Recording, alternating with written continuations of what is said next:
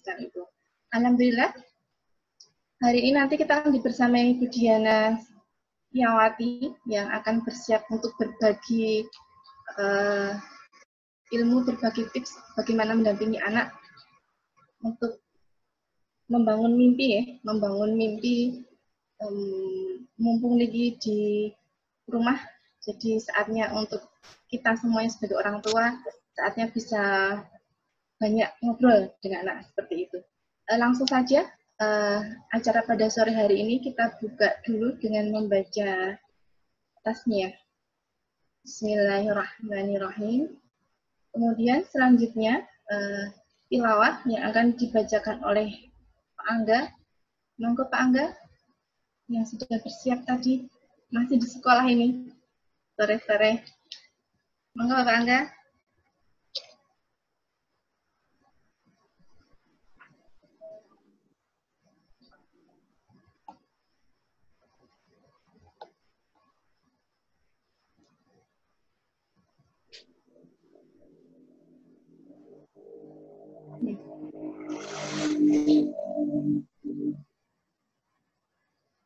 Selamat datang Bapak Ibu yang baru bergabung. Kita masih menunggu Pak Angga nih. Semoga segera terhubung dengan kita.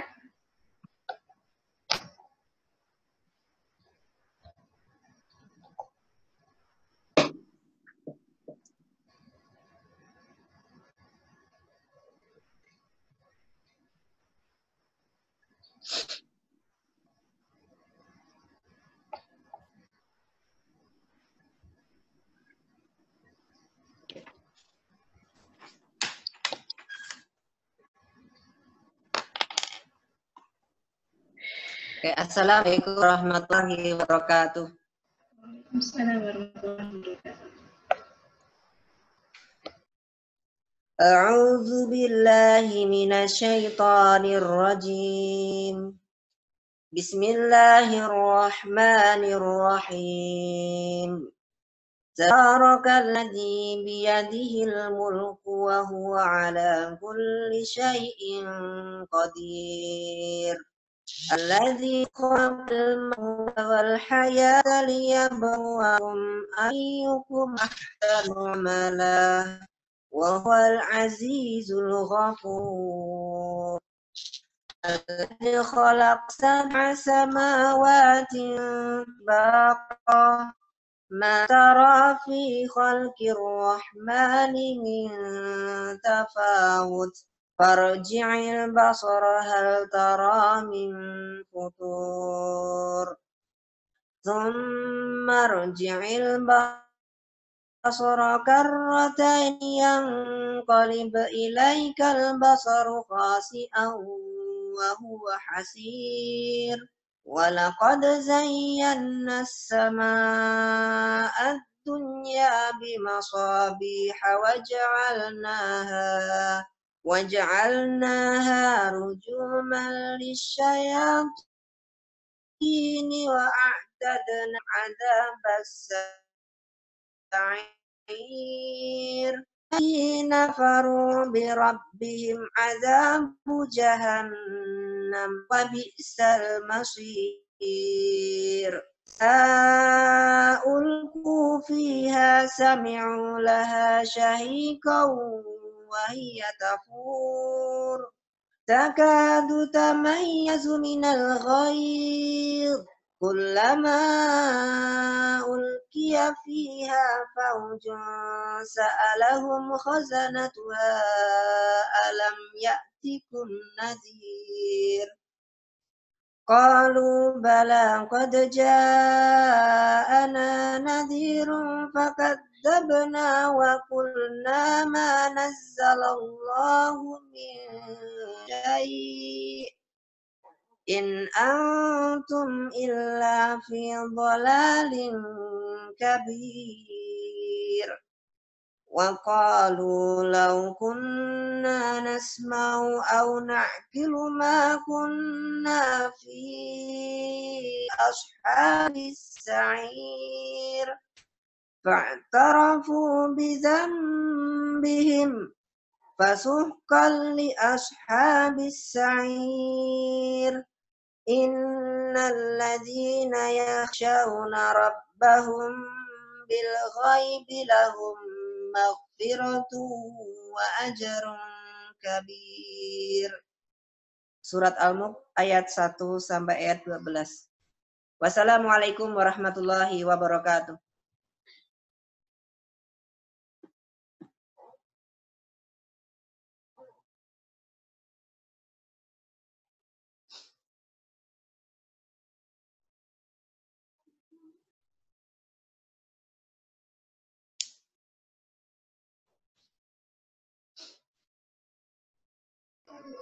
Terima kasih Angga, Masya Allah, Barakallah, semoga Allah memberkahi kita semuanya di sore hari ini.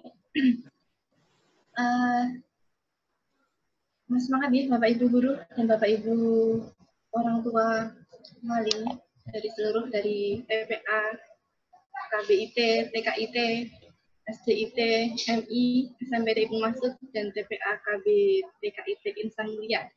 Alhamdulillah ini semakin lama semakin banyak yang bergabung. Semoga nanti sampai akhir ya, kita dimudahkan oleh Allah untuk mendapatkan sinyal yang stabil. Alhamdulillah hari ini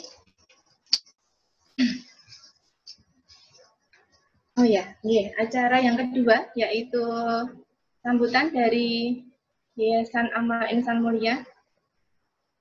Monggo akan disampaikan oleh Bu Sri Wahyuni sebagai Ketua BPH sekaligus Ketua Pengurus Yayasan Amal Insan Mulia Ponorogo.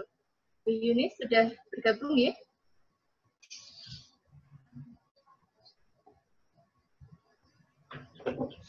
Nggih, sampun. Matur nuwun. Ibu. Saya persilakan. Nuwun Bu Afrida dan teman-teman semua.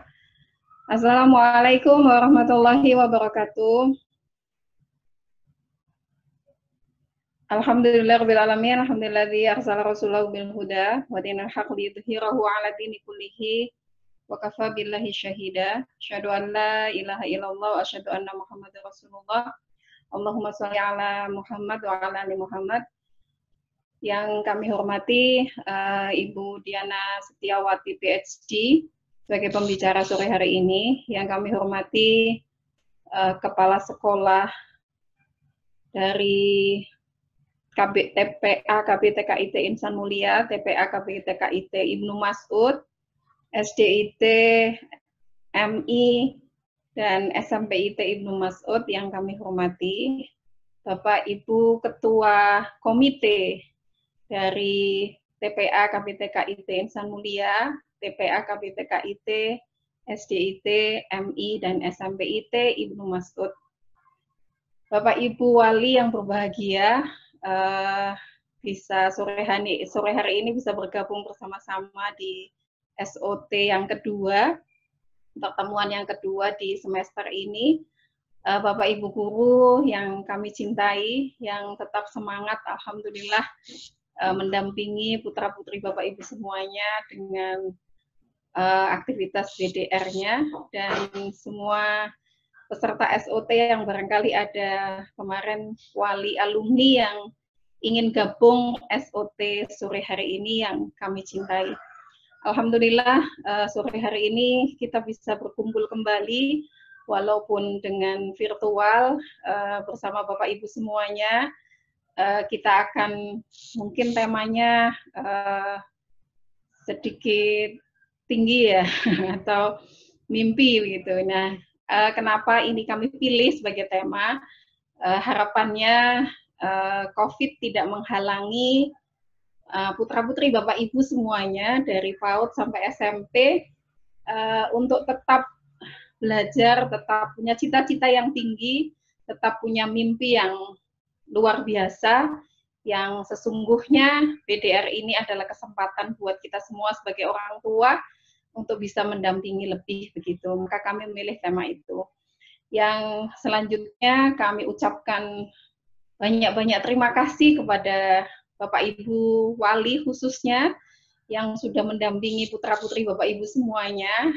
Ala kulli hal dengan segala kondisi kita di COVID ini, berbagai kendala memang dialami, tapi kami memberikan apresiasi kepada Bapak Ibu semuanya yang sudah berusaha mendampingi putra-putri Bapak Ibu di era COVID ini tetap belajar dengan model masing-masing begitu. Jadi kami ucapkan terima kasih yang sebesar-besarnya. Yang selanjutnya, insya Allah kegiatan SOT ini akan kita laksanakan dengan virtual seperti ini untuk semester ini, karena alhamdulillah kami sebagai pengelola dimudahkan dengan COVID ini, kita untuk menghubungi beberapa pembicara yang kalau mungkin di offline, di kegiatan offline, SOT offline mungkin agak kesulitan. Tapi karena kondisi COVID ini maka alhamdulillah lebih dimudahkan.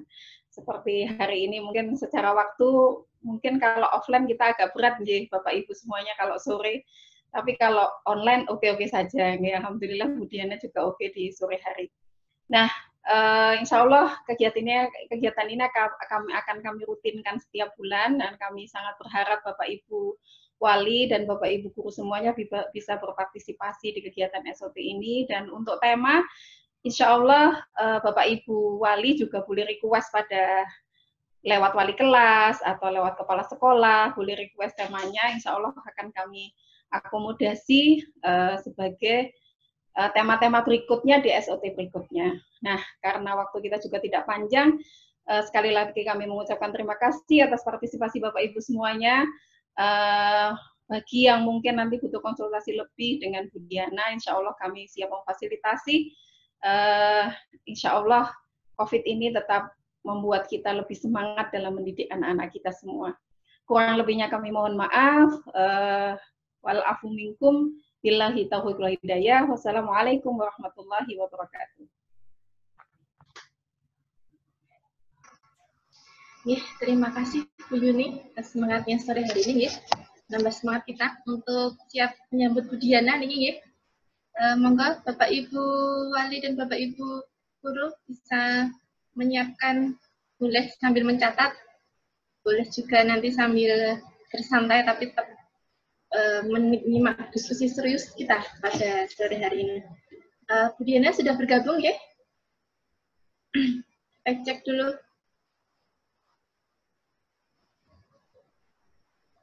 Assalamualaikum warahmatullahi wabarakatuh.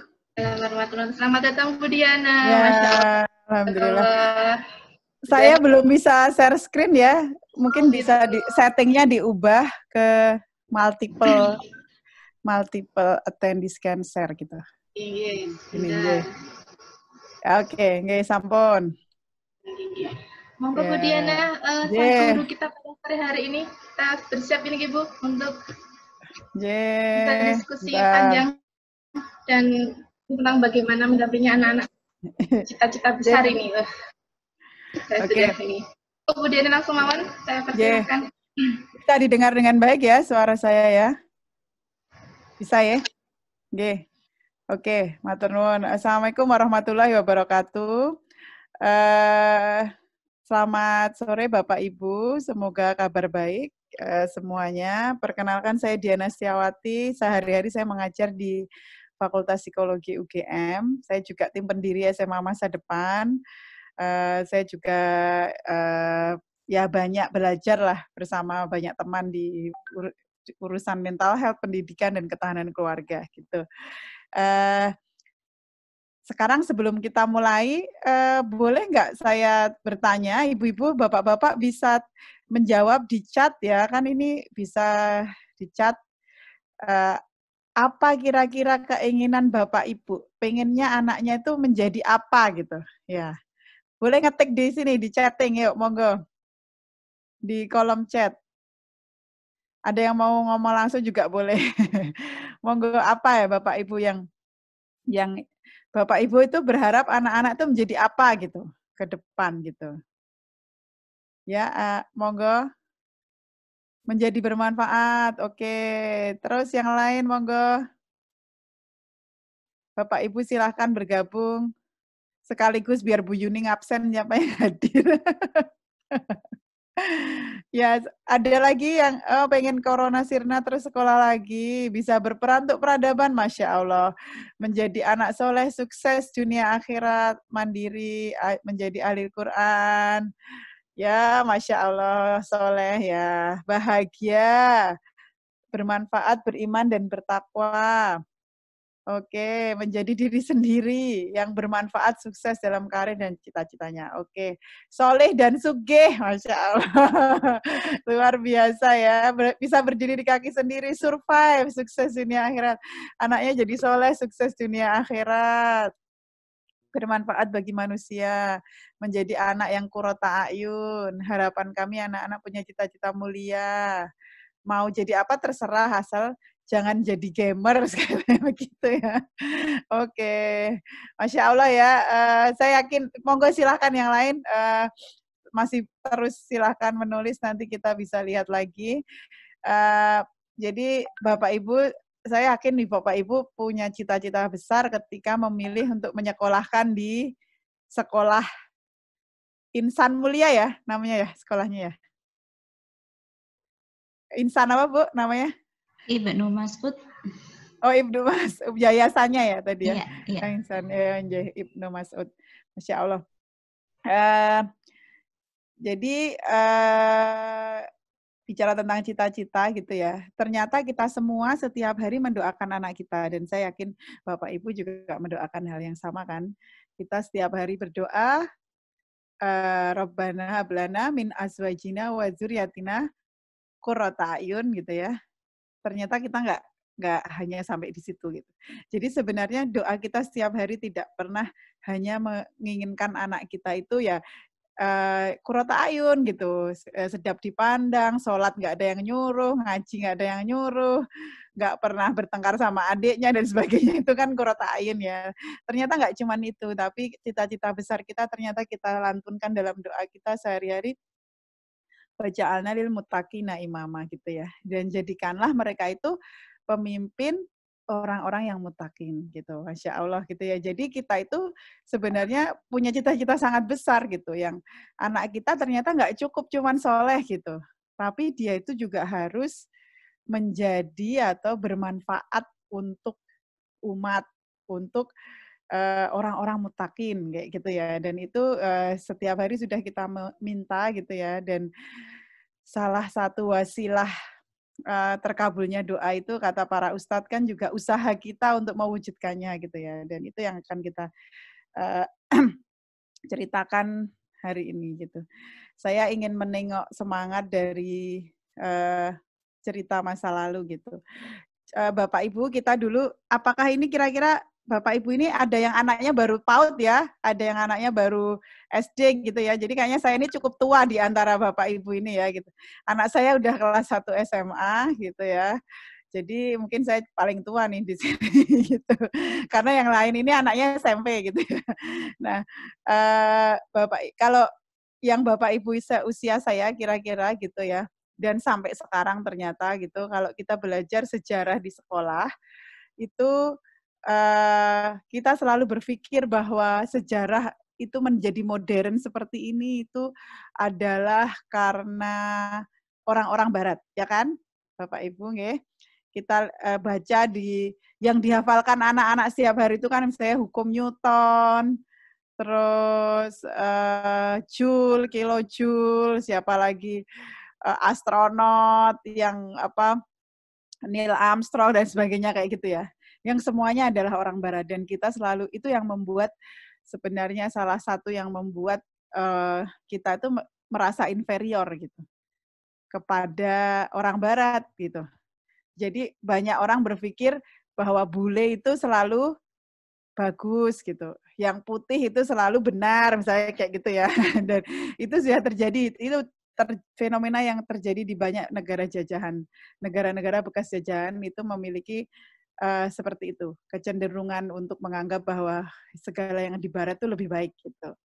Nah, itu terjadi karena anak-anak di dalam buku-buku pelajarannya, buku-buku pelajaran sains terutama tidak ada nama-nama Muslim gitu ya. Nah, itu yang yang membuat anak-anak kita juga merasa inferior. Jadi aku ini gitu ya, orang Indonesia, Muslim ini bangsa yang tidak pernah punya prestasi di masa lalu gitu ya. Jadi ya kayaknya kita memang akan begini terus sampai nanti. Kira-kira kan seperti itu gitu ya.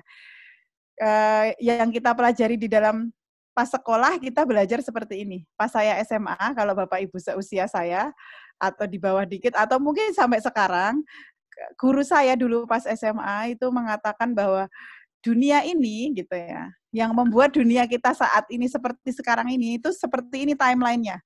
Jadi dimulai dari Yunani, Greek itu Yunani. Jadi yang paling keren gitu itu Yunani, makanya perpustakaan UGM misalnya itu di depannya ada orang patung yang berpikir itu kayak Aristoteles atau siapa kayak gitu-gitu ya, yang wah kayaknya filosof Yunani itu keren. Padahal ternyata filosofi Yunani itu sebenarnya tidak bisa mengubah masyarakat Barat saat itu gitu. Jadi makanya itu kecil peningkatannya di sini. Mereka tuh berpikir gitu. Nah, kemudian setelah itu yang menjadi negara superpower dan peradaban superpower itu adalah Romawi. Romawi itu ya agak gaya seperti Amerika sekarang lah kira-kira kayak gitu. Nah, setelah itu kata guru saya, dunia ini kemudian masuk ke dalam masa kegelapan gitu. Masa yang sangat gelap. Kenapa disebut kegelapan atau Middle Ages atau abad pertengahan itu disebut gelap? Karena di sana ada perbudakan, setiap orang berbicara ilmu pengetahuan itu dipancung gitu ya, bahkan dibunuh, bahkan di macam-macam gitu. Jadi struktur masyarakatnya itu sangat barbarian begitu. Setelah itu kata guru saya, lalu ada yang namanya Renaissance gitu. Renaissance itu, kalau Bapak Ibu pasti ingat lah waktu belajar sejarah ya. Renaissance itu adalah masa kebangkitan yang penuh dengan cahaya gitu ya. Setelah itu adalah revolusi industri. Setelah itu barulah terjadi seperti dunia kita sekarang, melewati perang dunia dan sebagainya. Waktu itu saya sering bolos waktu SMA ya Bapak Ibu, jadi saya nggak cukup kritis gitu. Jadi biasanya kadang-kadang catatan sejarah ini ya juga cuma ngepek punya catatan temannya gitu ya. Jadi kita nggak sempat mikir gitu ya, kenapa ya? Kadang kalau dilihat-lihat ini kan aneh banget gitu. Masa sih ada peradaban yang ada masyarakat yang jatuh banget ke dalam lorong yang sangat dalam gitu ya, perbudakan, pokoknya tatanan sosial yang rusak dan sebagainya, kok tiba-tiba bisa bangkit tanpa ada apa-apa gitu. Pasti ada sesuatu seharusnya yang terjadi di sini gitu ya. Baru setelah saya ke Australia, saya suatu hari saya menonton TV Australia. Di situ TV itu ya kayak TV TV ya mungkin RCTI atau Metro TV semacam gitulah. Dia bikin film dokumenter. Film dokumenter itu saya ke Australia ini sekolah ceritanya. Jadi saya tinggal di sana. 5 tahun itu saya banyak melakukan perenungan gitu ya karena atau mendapatkan banyak insight. Filmnya dia memutar sebuah film dokumenter judulnya From East to West. Dia itu menceritakan bahwa kemodernan sekarang ini, segala sesuatu yang kita nikmati saat ini, itu sebenarnya berasal dari timur menuju ke barat. Gitu. Nah, itu kemudian membuka banyak hal, saya kemudian berdiskusi dengan banyak orang, membaca banyak, akhirnya ternyata saya sadar dan saya paham bahwa sebenarnya dunia yang saya pelajari ketika SMA ini namanya sejarah peradaban barat. Bukan sejarah peradaban dunia. Kata guru saya ini dulu namanya sejarah peradaban dunia gitu. Kalau dunia itu kan satu globe ini ya, satu globe ini kan dunia namanya kan gitu ya. Jadi ternyata yang dijelaskan guru saya waktu itu hanya yang terjadi di sekitar sini, di sekitar Eropa gitu ya, di barat. Sementara apa yang ketika di dunia barat ini terjadi sesuatu di sebelah timur gitu ternyata ada sesuatu yang lain gitu. Nah, ternyata saya baru tahu inilah yang disebut sejarah peradaban dunia. Bukan yang tadi, kalau yang tadi yang saya pelajari di sekolah tadi, itu namanya sejarah peradaban barat. Ternyata ketika di barat itu terjadi masa kegelapan, di timur itu ternyata terjadi zaman keemasan.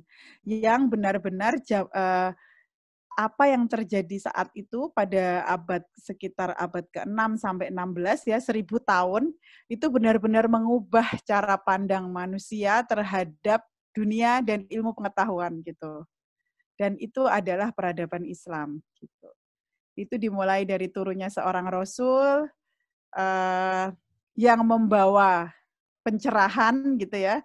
Kemudian rasul ini bisa mengubah generasi jahiliyah menjadi generasi terbaik.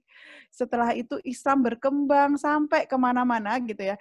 Ketika urusan Islam itu masih ada di Madinah dan Rasulullah masih ada, segala sesuatu bisa ditanyakan kepada Rasulullah gitu ya. Sehingga urusan pemenuhan syariat itu mudah. Ketika Islam semakin jauh sampai ke barat, sampai ke Eropa, bahkan di Eropa itu ada musim-musim ketika misalnya musim dingin, itu matahari hanya muncul 2 jam. Ada negara-negara tertentu yang mataharinya cuma 2 jam. Jadi mereka berangkat kerja itu masih gelap, karena jamnya udah jam 8 misalnya ya, mereka berangkat itu gelap. Nanti pas jam makan siang itu matahari muncul 2 jam aja, habis itu gelap lagi, mereka pulang pas gelap lagi gitu ya. Itu terjadi gitu. Nah, kalau seperti itu kemudian ada banyak masalah kemudian bagaimana umat Islam yang ada di negara-negara di berbagai belahan dunia ini tadi mengamalkan syariat ya. Bagaimana mereka sholat, bagaimana mereka menentukan jam sholat, bagaimana mereka menentukan arah kiblat, bagaimana mereka pergi ke Mekah untuk berhaji. Nah, hal-hal seperti itu benar-benar memancing lahirnya ledakan ilmu pengetahuan di masa kejayaan Islam ini. Dan kuncinya adalah mereka itu memahami Quran dan kemudian mereka menangkap isyarat-isyarat yang ada di Quran itu untuk mengembangkan ilmu pengetahuan. Nah, kemudian di UK, di Manchester, itu ada seorang profesor namanya Salim Al-Hasani, beliau menuliskan dan membuat gerakan namanya 1001 invention atau 1001 penemuan, 1001 invention. Di sini beliau bersama teman-teman di sana yang didorong atau disengkuyung juga oleh Pangeran Charles misalnya gitu ya. Mereka berusaha untuk menuliskan kembali sejarah yang terjadi pada zaman itu. Di situ Bapak Ibu bisa lihat di situsnya 1001 invention, 1001 invention. Banyak yang dijelaskan di situ gitu. Dan kita udah diskusi, kami dari tim SMA Masa Depan diskusi dan banyak meminta nasihat pada beliau. Beliau mengatakan salah satu kuncinya adalah umat Islam saat itu gitu ya. Itu yang dipikirkan itu adalah manfaat gitu. Ketika mereka berkarya sesuatu gitu, itu tuh harus menebar manfaat untuk orang lain gitu. Jadi misalnya ulama-ulama zaman itu misalnya menulis buku tuh jumlahnya 200 lebih buku gitu. Untuk apa gitu? Kata Prof. Salim Al-Hasani ini, apakah karena mereka pengen terkenal? Apakah karena mereka pengen punya uang banyak? Ternyata tidak gitu. Tapi karena mereka ingin berkontribusi untuk umat, mereka ingin menunjukkan jalan bagi umat gitu ya. Jadi semangat itu luar biasa pada zaman itu gitu ya. Untuk menjadikan ilmu pengetahuan itu solusi permasalahan umat, membuat umat itu bisa beribadah dengan lebih baik gitu, kira-kira begitu. Nah, itu yang membedakan dengan sekarang. Ilmu pengetahuan sekarang ini dipegang oleh orang-orang yang sekuler ya.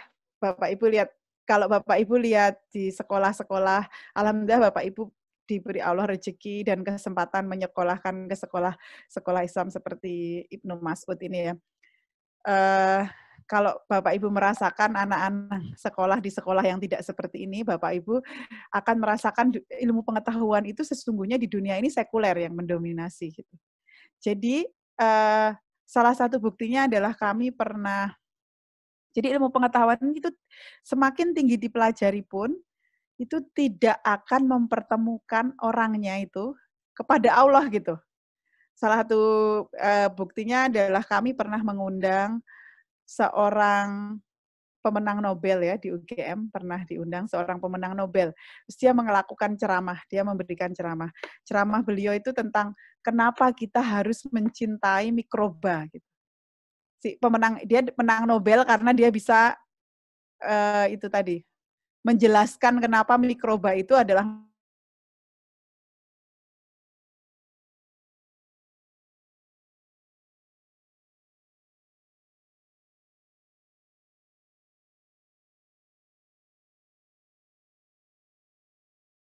jadi kunci penyeimbang alam lah, kira-kira seperti itu. Itu semuanya itu terjadi bukan karena didesain oleh seseorang. Semua ini terjadi karena kebetulan atau yang disebut hukum alam gitu. Jadi bayangkan Bapak Ibu, orang ini sudah menang Nobel. Orang kalau mau menang Nobel itu ya Bapak Ibu, itu ditelepon oleh si pemberi Nobel itu, kira-kira kayak gini teleponnya, karena saya pernah baca buku cerita tentang pemenang Nobel, kira-kira kamu menang Nobel, 2 jam lagi kamu akan menjadi orang yang sangat terkenal. Kami beri 2 jam lagi akan diumumkan dan seluruh dunia akan mengejar kamu untuk wawancara dan seterusnya gitu ya. Anda diberi waktu 2 jam untuk memberitahu seluruh sanak keluarga agar mereka bersiap-siap karena si bapak ini akan menjadi orang terkenal. Kira-kira seperti itu. Sangat menegangkan, menjadi sangat wah dan sangat menegangkan menjadi seorang pemenang Nobel itu gitu ya. Nah, tapi seorang pemenang Nobel pun tidak bisa mengaitkan temuannya itu dengan Allah. Demikian juga dengan astronot, Bapak Ibu ya. Kalau Bapak Ibu bisa lihat atau ingat pada tahun 69 terjadi peluncuran pendaratan manusia pertama di bulan. Namanya Neil Armstrong, pasti Bapak Ibu ingat atau pernah dengar gitu. Bahkan mungkin di antara Bapak Ibu banyak yang dulunya ketika kecil pengen jadi astronot gitu ya. Nah, Neil Armstrong itu Bapak Ibu bersama 2 temannya gitu ya, itu pergi ke bulan itu benar-benar ya pengalaman yang luar biasa gitu. Tapi Masya Allah gitu ya, itu ternyata tidak membuat mereka itu bisa jadi muslim gitu ya, karena kan padahal dia itu bisa melewati sebuah kegelapan yang sangat gelap, bisa melewati melihat alam semesta yang sangat besar, tapi mereka nggak sampai pada kalimat Allahu Akbar itu. Karena ilmu pengetahuan yang dibangun itu ya tidak ke sana gitu. Ilmu pengetahuan yang dibangun itu bukan Quran dasarnya dan tidak menunjukkan manusia kepada Tuhannya gitu. Jadi bahkan tempat Neil Armstrong itu menjejakkan kaki di bulan itu namanya Tranquility Base atau tempat ketenangan. Kira-kira tempat si Neil Armstrong itu menjejakkan kaki di bulan itu diberi nama sebagai tempat ketenangan gitu kira-kira ya. Jadi dia menemukan ketenangan alam yang luar biasa di bulan itu, tapi itu tidak membawa mereka kepada Allah gitu. Bahkan kalau Bapak Ibu baca detail kisah pendaratan di bulan ini, Michael Collins itu adalah pilot ya, pilot ya roket itu yang dia nggak boleh turun. Jadi yang turun itu hanya 2, Neil Armstrong sama Edwin Aldrin. Itu yang boleh turun cuma itu ke tugasnya ya. Si Michael Collins itu harus stay di orbit bulan karena dia mempertahankan agar pesawatnya itu nanti bisa pulang lagi ke bumi gitu ya. Jadi dia harus muter-muter menunggu temannya itu selesai melakukan penelitian, mengambil sampel-sampel macam-macam di bulan gitu. Dan dia muteri orbit bulan itu sekitar 2 jam. Setiap 1,5 jam, Bapak Ibu bayangkan ya, jadi dalam 2 jam itu nanti akan ada 30 menit di mana si Michael Collins ini, si pilot ini yang di orbit bulan ini, terputus sinyalnya dari bumi dan bulan. Jadi dia nggak bisa ngehubungi temannya yang di bulan, nggak bisa ngehubungi temannya yang di bumi. Jadi dia itu benar-benar terlempar ke alam luar angkasa yang benar-benar dia sendiri nggak bisa ngomong, nggak ada yang bisa diajak ngomong. Dan itu terjadi berulang kali karena dia muteri orbit itu. Itu benar-benar luar biasa. Coba kalau kita yang ada di situ. Pasti kita langsung astagfirullah, Allahu Akbar, berzikir itu kan seperti ada di dunia alam kubur mungkin ya, rasanya seperti itu gitu ya. Tapi itu juga tidak membawa orang-orang ini pada kebesaran Islam dan Allah gitu ya. Nah, itu yang bedanya antara ilmu pengetahuan sekarang dengan zaman keemasan gitu. Ini adalah sebuah quote, kata-kata yang mungkin kalau Bapak Ibu ada yang masih sekolah lagi mungkin atau apa gitu, Bapak Ibu kalau misalnya mencari artikel di Google Cendekia, Bapak Ibu akan melihat kata-kata ini. Kalau Google Cendekia bunyinya berdiri di bahu raksasa. Kalau di Google Scholar bunyinya adalah standing on the shoulder of giant gitu.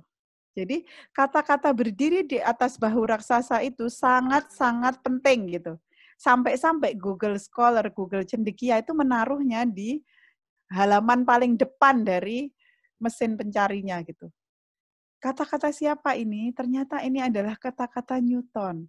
Karena Newton itu dielu-elukan sebagai orang yang sangat luar biasa. Tadi kan 1600-an Renaissance tadi ya, sebagai orang yang sangat futuristik dan seterusnya gitu. Nah, padahal gitu ya,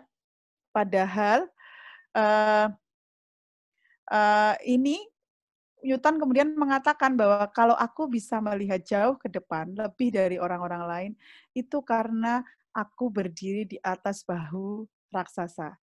Dan kemudian diketahui bahwa Newton itu menyimpan, di dalam lab-nya itu menyimpan buku, tulisan tangan Ibnu Al-Haytham, misalnya seperti itu ya. Jadi itu yang disebut oleh Newton sebagai raksasa itu adalah para ilmuwan Muslim gitu, yang membuat dia itu bisa menemukan formula-formula yang saat ini masih terus dipelajari oleh anak-anak.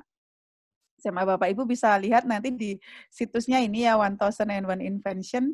Bapak Ibu bisa diskusi sama anak-anak, ini langsung praktis saja ya. Diskusi sama anak-anak, ada banyak filmnya di situ tentang bagaimana ilmuwan Muslim itu dulu kala itu bisa menemukan hal-hal yang luar biasa. Misalnya contohnya Ibnu Al-Haytham, itu kalau di dunia barat, di dunia ilmu pengetahuan, itu namanya Al-Hazm. Al-Hazm ini kenapa dia penting? Karena dialah orang pertama yang bisa membuktikan teorinya, gitu ya, bagaimana cara mata melihat itu dengan eksperimen. Jadi dia disebut sebagai bapak metode ilmiah atau bapak eksperimen dunia gitu. Karena kalau orang Yunani tadi, dia tuh cuma mikir-mikir gitu, cuma merenung-merenung gitu. Kalau dia ini enggak, dia membuktikan dengan eksperimen gitu. Dan ini yang disebut dasar metode ilmiah. Dan yang ditemukan Ibnu Al-Haytham itu apa Bapak Ibu? Yaitu adalah dasar optik yang sekarang mendasari cara kerja orang melihat, cara kerja satelit, cara kerja kacamata, cara kerja kamera, cara kerja kamera HP yang setiap hari kita pegang, itu semuanya dasarnya adalah ilmu optiknya Ibnu Al-Haytham gitu. Nah, ini adalah nanti Bapak Ibu bisa lihat di situsnya, ini adalah eksperimen-eksperimen yang dilakukan oleh Ibnu Al-Haytham sampai dia ketemu dengan kesimpulannya itu. Selain Ibnu Al-Haytham, Bapak Ibu pasti juga sering mendengar banyak sekali ilmuwan pada saat itu, dan itu diakui oleh dunia barat. Kalau kita membaca detail di Wikipedia saja, itu kita akan menemukan banyak. Ibnu Sina, yang sampai sekian puluh tahun bukunya dianggap sebagai buku yang paling komprehensif dalam dunia kedokteran, The Canon of Medicine, terus masih banyak juga. Nah, semua hal itu, ada Al-Jazari dan sebagainya, itu banyak terekam itu oleh seorang great traveler namanya, atau pengembara besar namanya Ibnu Al-Haytham gitu ya. Ibnu Battuta, Ibnu Al-Haytham. Ibnu Battuta, Bapak Ibu juga bisa ngajak anaknya nonton ini gitu ya. Nonton film ini, Journey to Mecca aja. Bayangkan Bapak Ibu, ada seorang pemuda usia 23 tahun, itu anak ini anak ini, pemuda ini tinggalnya di Maroko. Maroko itu adalah Maghrib ya, Maghrib disebut Maghrib. Maroko itu disebut Maghrib karena Maroko itu letaknya paling barat. Nah, paling barat dari Afrika gitu. Nah, perjalanan dari Maroko ke Arab itu ya, kalau sekarang ini kita lihat itu seolah, kalau ini saya lihat, ini saya pegang globe, ini di globe saya ini cuman seujung ini jaraknya. Tapi ketika tidak ada pesawat, hanya cuma sekilan kira-kira. Tapi ketika tidak ada pesawat saat itu, belum ada petunjuk arah, belum ada apa-apa di abad 13, itu perjalanan dari Maroko ke Saudi Arabia itu harus ditempuh 18 bulan. Nah, suatu malam pemuda solih ini, Ibnu Battuta ini bermimpi. Gitu. Bermimpi pada usia dia 23 tahun, dia bermimpi naik burung melihat Ka'bah. Gitu. Nah, setelah bangun dari mimpi itu, dia bilang pada orang-orang, aku mau pergi haji. Gitu. Nah, orang-orang bilang jangan pergi haji gitu ya. Kenapa gitu? Kenapa nggak boleh pergi haji? Karena kalau pergi haji itu biasanya mati gitu. Jadi nanti aja lah kalau udah tua pergi haji itu. Sekarang kan kamu 23 tahun. Dia baru lulus sekolah lawyer, Bu, ya jadi ini dulu, jadi apa? Hakim dulu kayak apa, kayak jadi orang mulia di sini. Karirmu ke depan cemerlang. Kenapa kamu buru-buru ke Mekah gitu? Karena harus menempuh 18 bulan tadi dengan resiko dia dirampok, dia mati kena virus, kena penyakit, kena apa aja sebelum sampai ke Mekah. Terus makanya dia bilang sama temennya itu, orang-orang yang gendoli dia itu, if I am about to die, let me die on the journey to Mecca, dia bilang. Kalau memang aku itu ditakdirkan mati gitu ya, biarkan aku mati dalam perjalananku menuju ke Mekah. Dia bilang gitu ya. Saking kuatnya tekadnya gitu ya. Kemudian dia akhirnya dilepas oleh ibunya. Pokoknya diceritakan sangat mengharukan dalam film itu. Bagaimana dia dilepaskan oleh adiknya dan benar gitu ya. Perjalanannya sangat berat. Dia berkali-kali mau meninggal di jalan. Sampai ini dilukiskan dalam film ini adalah kira-kira antara Madinah Mekah yang orang tuh udah kepanasan banget, udah pada wajahnya udah satu persatu gitu ya. Ini benar-benar perjalanan yang benar-benar itu luar biasa gitu. Nah, Ibnu Battuta ini dia mampir ke karena dia kalau mau ke Mekah itu dia harus lewat Aljazair, Libya, Mesir itu yang paling lurus. Jadi dia lewat Mesir. Ketika sampai di Mesir ada ya kiai atau ustadz kenalan gitu ya, kenalannya yang kemudian dia datangin, kenalan temennya. Kemudian dia datangin dan dia minta doa dan sebagainya. Terus kemudian si ustadz Mesir itu berkata, anak muda, dalam mimpimu itu kamu berhenti di Mekah, berhenti di Ka'bah itu, atau kamu terus gitu. Kamu itu naik burung, itu lewat atasnya, atau si burung itu berhenti di samping Ka'bah. Katanya Ibnu Battuta, aku melihat Ka'bah dari atas. Jadi burung itu terus meneruskan perjalanan setelah melihat Ka'bah itu. Maka kemudian Ustadz Mesir itu bilang, kalau begitu anak muda, setelah kamu menunaikan haji, jangan pulang kembali ke arah yang kamu lalui, tapi cobalah pergi ke arah yang berlawanan. Sampai akhirnya Ibnu Battuta ini berkeliling dunia sampai sekitar 22 tahun kemudian, baru pulang kembali ke Maroko. Makanya dia kemudian menyaksikan banyak peristiwa, menyaksikan banyak para ilmuwan-ilmuwan lain menuliskan banyak hal tentang dunia Islam saat itu. Salah satunya yang dia tuliskan itu adalah Ibnu Al-Haytham, From the Eyes of Ibnu Battuta gitu. Jadi Ibnu Al-Haytham dari mata Ibnu Battuta. Jadi Ibnu Battuta ini akhirnya bisa membuat peta dunia paling komprehensif sebelum orang-orang lain membuatnya. Nah itu. Kemudian kalau kita lihat ya Bapak Ibu, jadi waktu itu Barat tuh sebenarnya benar-benar kalah jauh gitu dengan dunia Islam gitu. Kalau kita lihat ini pada tahun 1821 gitu, orang barat itu baru memperjuangkan edukasi untuk perempuan. Jadi perempuan boleh sekolah dan sebagainya itu baru diperjuangkan di dunia barat tahun 1821.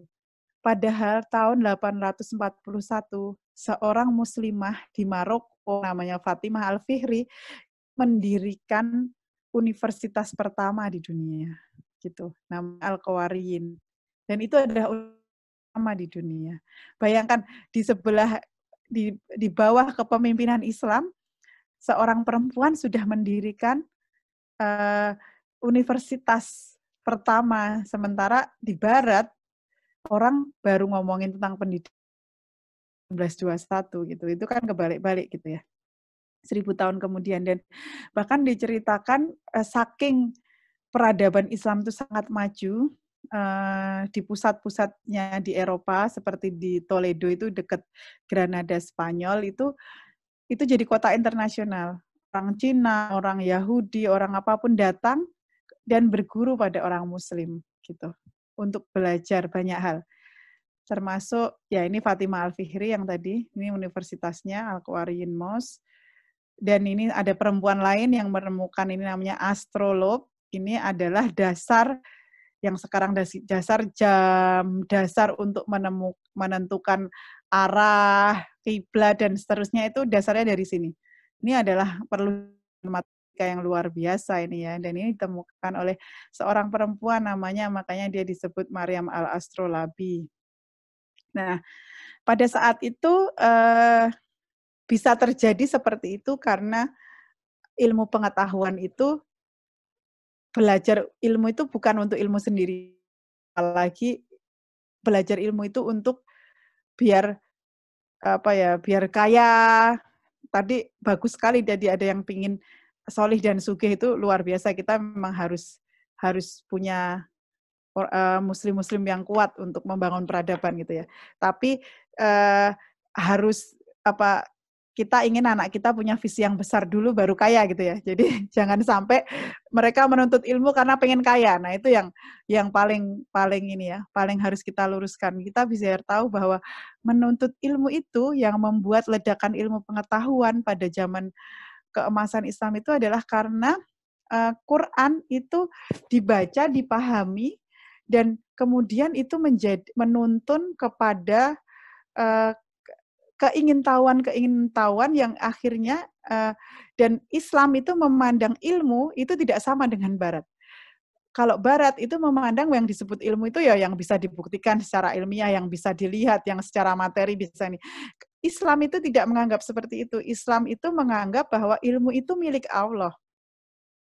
Jadi orang itu bisa menjadi penemu dan sebagainya itu karena dibukakan kunci oleh Allah. Dan ilmu yang diberikan lewat Quran, wahyu, atau hadis, itu juga ilmu pengetahuan namanya. Karena ilmu milik Allah, Allah memberitahu lewat Quran dan hadis.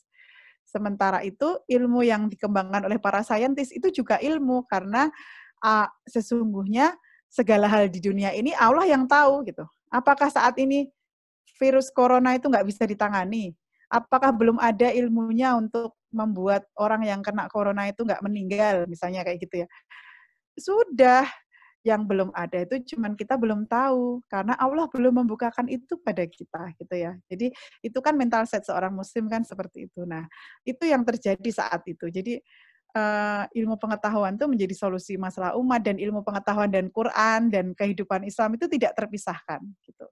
Sementara sekarang ini banyak sekali orang Islam sendiri yang memisahkan bahwa ilmu dunia dan ilmu akhirat gitu ya. Jadi kalau yang penting itu Quran aja, ilmu pengetahuan itu nggak penting misalnya. Itu sangat banyak yang seperti itu. Itu menyedihkan gitu ya. Jadi akhirnya yang sibuk ngafalin Quran, yang misalnya saya di kampus itu ngajar anak-anak yang keren-keren, pinter-pinter banget gitu ya, excellent, ya mereka yang nggak ngapalin Quran. Jadi akhirnya dikotomi gitu. Yang moncar-moncar di kampus ya yang bukan penghafal Quran, yang bukan orang-orang yang hamil Quran, yang sementara yang orang-orang yang hamil Quran menganggap bahwa ilmu dunia itu nggak penting. Jadi kalau di kelas tidur gitu ya, ngantuk kayak gitu-gitu ya. Jadi itu hal-hal yang sangat dikotomis dan saya kadang berpikir kapan gitu ya itu bisa terjadi gitu. Seorang pencinta, seorang hamilul Quran, pemikul Quran itu juga pecinta ilmu gitu ya. Itu yang membuat kami akhirnya mendirikan SMA yang punya visi seperti itu, ingin mengembangkan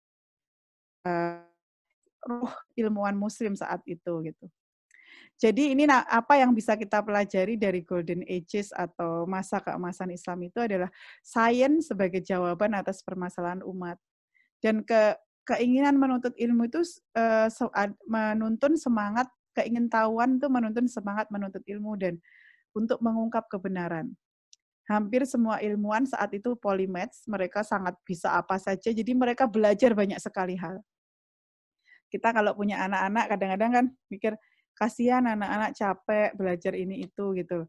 Padahal ulama-ulama pada saat itu mereka tuh tahu banyak sekali hal karena mereka belajar banyak hal.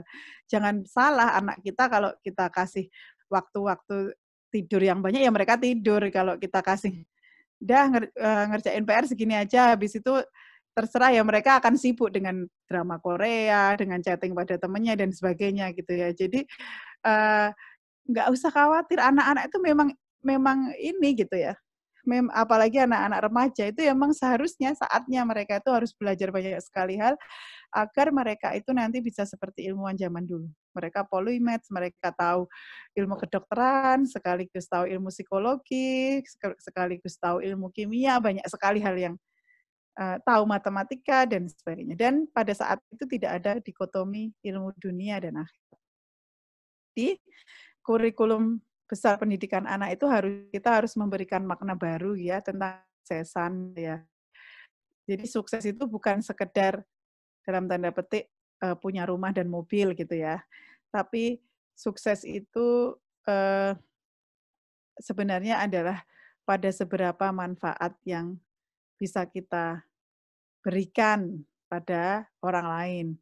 Kita kalau kita sudah ada di ranjang kematian gitu ya. Apa sih yang kita ingin dengar dari para pelayat? Kan kita ingin mereka mengenang betapa manfaatnya hidup kita. Nah, itu yang harus kita tanamkan pada mereka.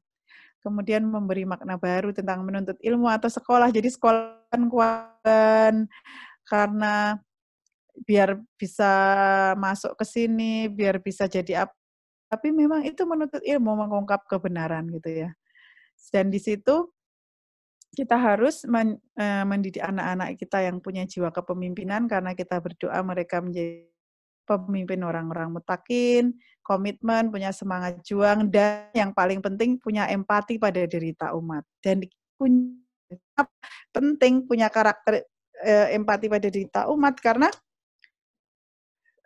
karakter mencolok atau mendasar dari Rasulullah itu gitu. Coba Bapak Ibu buka atau ayat-ayat terakhir ya kan, laqad ja'akum rasulun min anfusikum, telah datang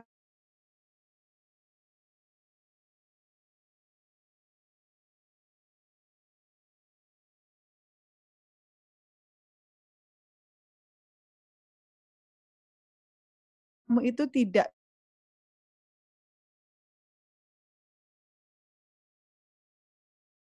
agar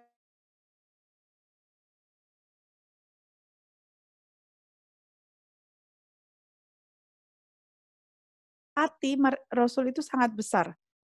Dan sehingga dia kemudian sedih kalau memikirkan umat begini dan begitu, itu dasarnya empati. Dan itu pendidik karakter itu yang tidak punya gitu ya. Jadi kita kuncinya orang tuanya yang harus bisa mencapai level komunikasi yang mendalam dengan anak-anak sehingga anak-anak itu bisa berempati di dalam keluarga, antar keluarga, bisa berempati pada orang yang membutuhkan. Itu belajar dari kita. Nah, nanti kalau udah kita jadi nggak bisa anak-anak itu dilepaskan meskipun udah sekolah di SDIT, SMPIT kita tenang-tenang aja gitu, nggak bisa. Pendidikan itu tetap tanggung jawab orang tua gitu ya. Dan kita yang punya tanggung jawab untuk membentuk karakter mereka. Jadi waktunya sedikit, banyak sekali yang harus dikuasai Al-Quran, pemahaman agama yang komprehensif, bahasa, jadi global citizen tadi agar pede seperti orang-orang muslim zaman dahulu gitu ya.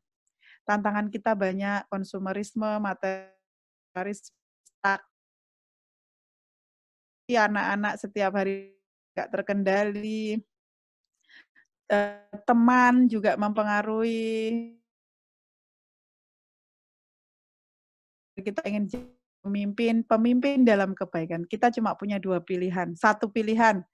Kita harus memilih 1 di antara 2 pilihan, menjadikan dia itu pemimpin, jadikan karena jadi,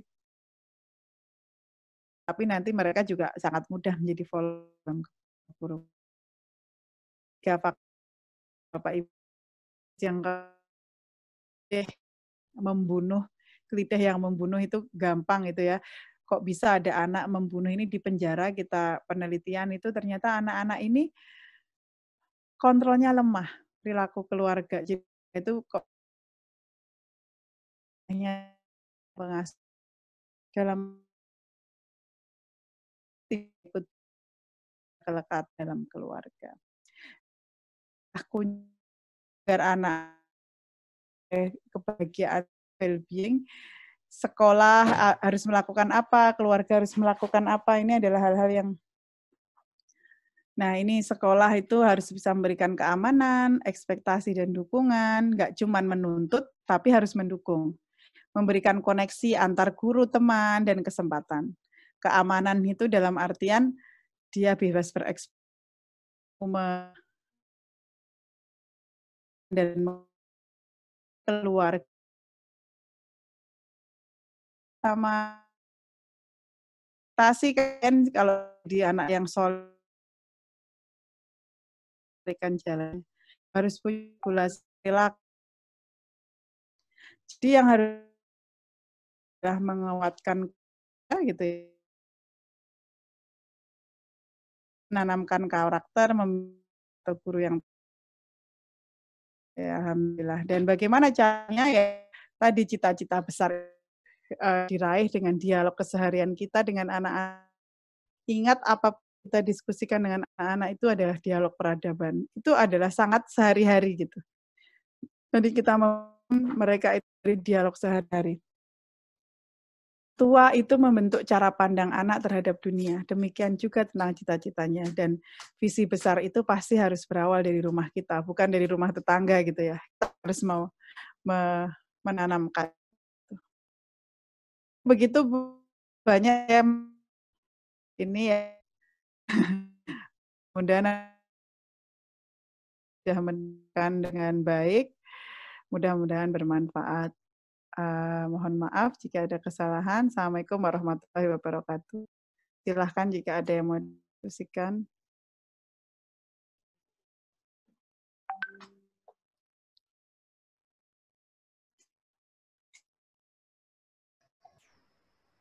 Terima kasih Bu Dina, Masya Allah. Ya, sekali ini jadi mulai, tapi mungkin ini ada beberapa pertanyaan dari orang tua, dan juga saya tergelitik di sini Bu, nanti sebelum nanti ke pertanyaan orang tua nih, tentang ini ya, keseharian peradaban. Tadi misalnya beberapa wali itu muncul, dari orang tua muncul, bagaimana teknis berkomunikasinya. Jadi mungkin perlu diberikan contoh dengan usia berapa begitu sebelum pertanyaan. Jadi kata-katanya apa itu nggak penting Bu. Style ya pas bahasa Progo berbeda lah, bahasa orang tem ngomongnya dengan ini gitu ya. Ya bahasanya ciri paling penting adalah cap mendalam, itu yang paling. Jadi komunitas itu biasanya tingkatannya bisa 5 gitu ya, sampai 5. Banyak keluarga tingkat level 1 itu ya yang tidak berkomunikasi.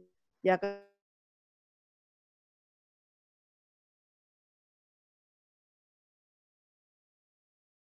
level 1.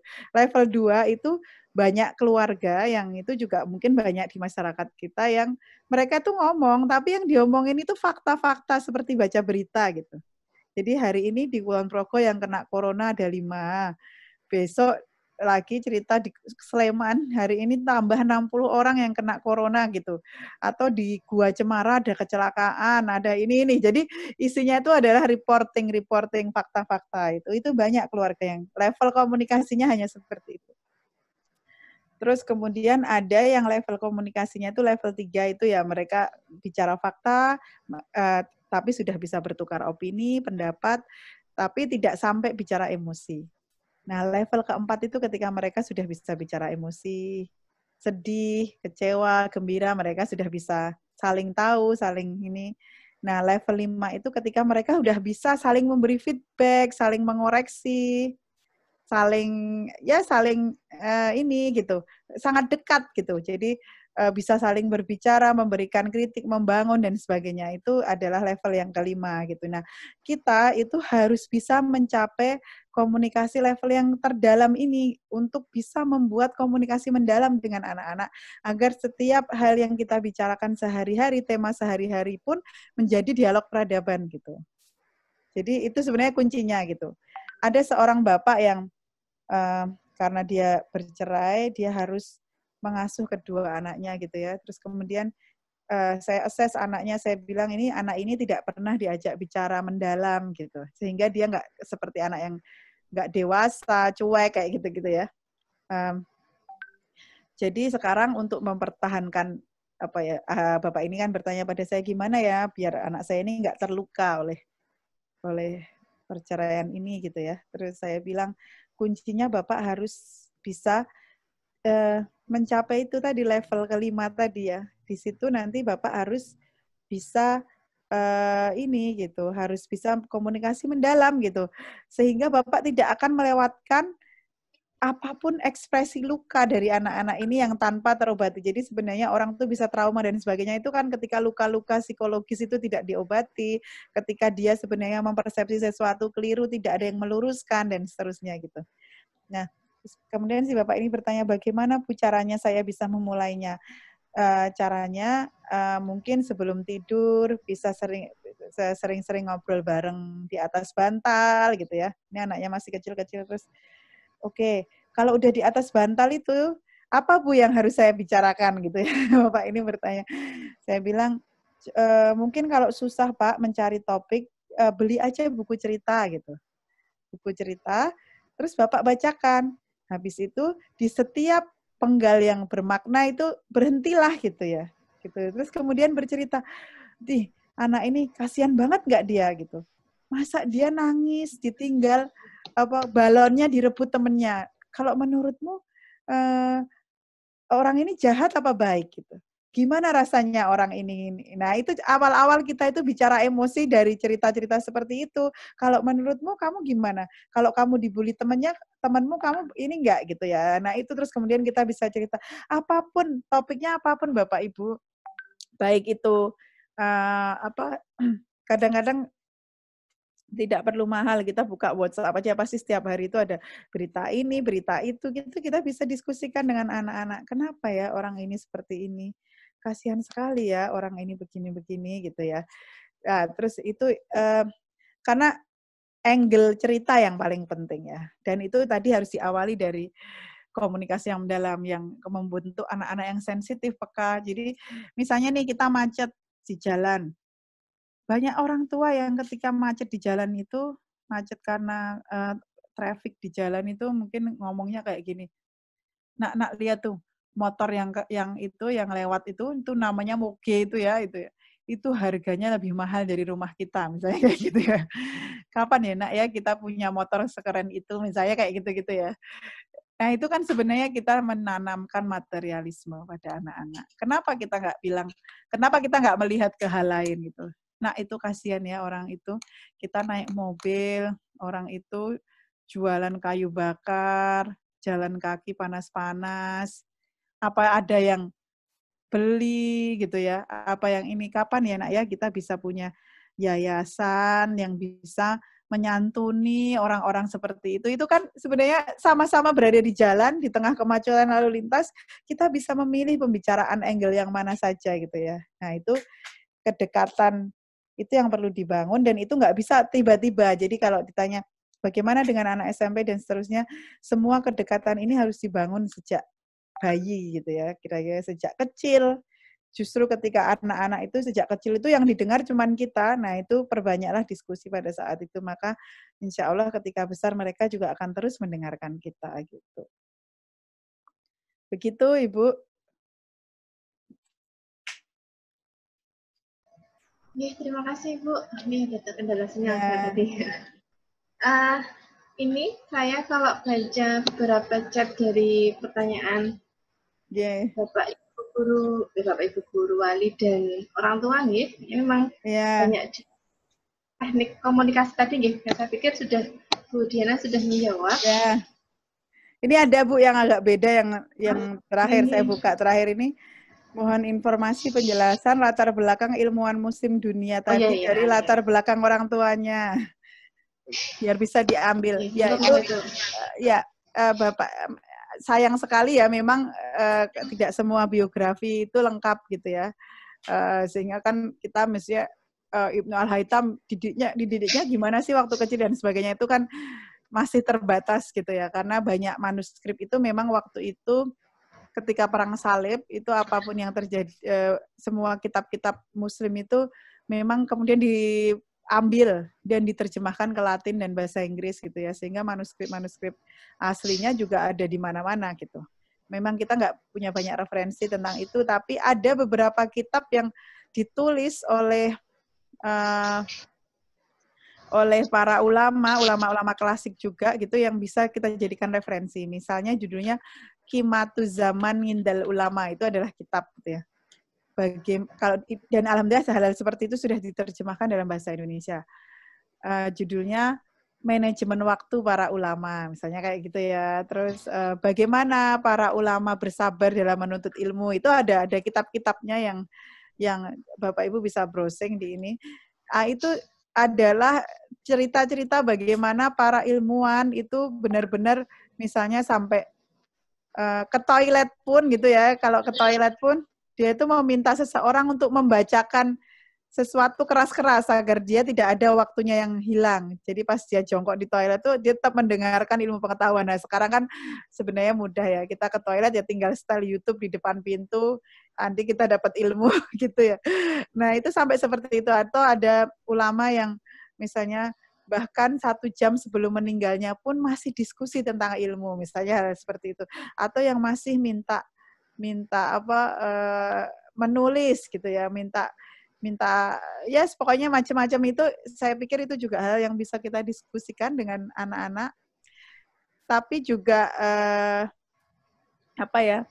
Bapak Ibu bisa berkreasi lah dengan apa-apa yang ada selama ini gitu ya. Saya juga banyak membuka dialog tuh nggak harus dari ilmuwan muslim gitu. Saya misalnya tadi dengan anak saya itu sering membahas tentang astronot gitu ya.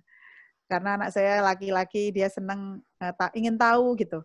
Kenapa sih misi Apollo 13 itu gagal gitu ya? Kenapa kok oksigennya itu meledak gitu? Apa yang terjadi gitu? Istrinya sedih banget dong ya waktu suaminya nggak tahu kecantol di mana, dari bulan nggak sampai ke bumi nggak bisa dihubungi, misalnya kayak gitu-gitu. Apa yang terjadi itu banyak sekali elemen yang bisa diceritakan dari situ gitu ya.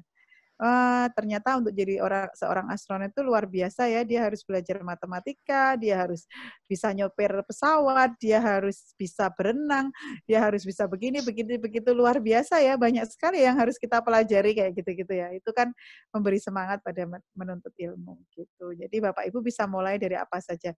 Saya biasa membeli buku itu nggak yang mahal-mahal gitu ya. Jadi kan banyak tuh orang tua yang membelikan buku tuh yang harus pakai arisan 3 juta gitu ya. Nanti bukunya datang tuh megangnya takut gitu ya, karena takut lecet bukunya gitu ya. Jadi bacanya ini gitu ya. Habis itu ternyata isinya cuman seminggu habis gitu. Nah, saya lebih banyak membeli buku itu buku-buku yang long term, misalnya ensiklopedi gitu, atau misi pendaratan manusia di bulan. Misalnya itu hal-hal yang ilmu pengetahuannya detail dan itu bisa dibaca nggak habis-habis dan didiskusikan setiap malam kayak gitu. Itu lebih ini gitu, lebih hemat gitu. Begitu. Terima kasih ya Bu Diana. Ini waktunya sudah mulai petang ini di tempat saya sudah gelap. Ya.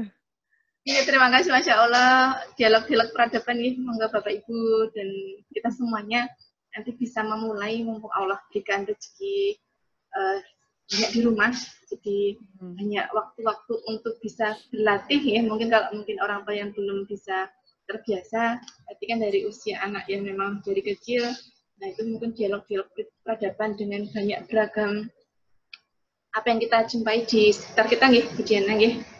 Seperti itu, terima kasih Bu Diana. Sekali lagi banyak pencerahannya pada sore hari ini. Semoga nanti Allah beri kesempatan untuk kita bertemu kembali. Itu. Mungkin sebentar saya mau meluruskan sesuatu ini, soalnya ada yang bertanya satu hal, bagaimana agar anak-anak tidak berkiblat ke barat. Kayaknya kira-kira seperti itu ya, ilmu pengetahuan berkiblat ke barat.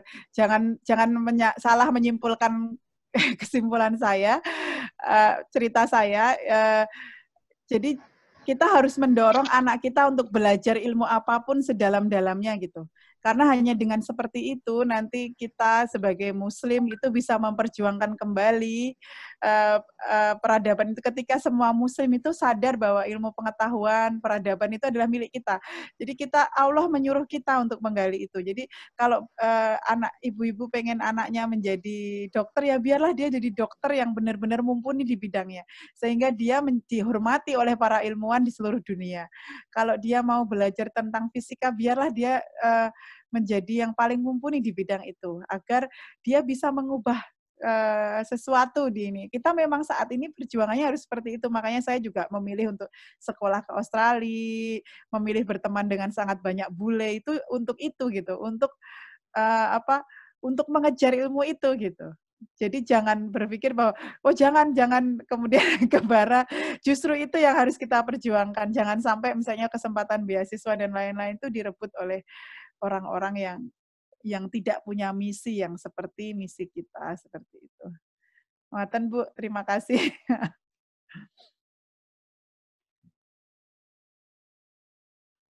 Terima kasih Bu Diana sekali lagi. Begitu Bapak Ibu, mohon maaf banyak pertanyaan yang tidak bisa kita jawab satu persatu nih, tapi insya Allah tadi beberapa sudah tersimpulkan di sana seperti itu. Terima kasih, ini kita akhiri. Semoga nanti di SOT bulan selanjutnya kita akan bersama dengan para narasumber debat dari banyak beragam sudut pandang ilmu pendidikan parenting seperti itu. Terima kasih Bu Diana. Dan kita akhiri. Nih. Seperti itu, sekarang pukul sudah hampir maghrib ya. Dari saya, sebentar. Gini. Seperti itu, kita akhiri dulu. Kita tutup dengan baca doa kafaratul majlis.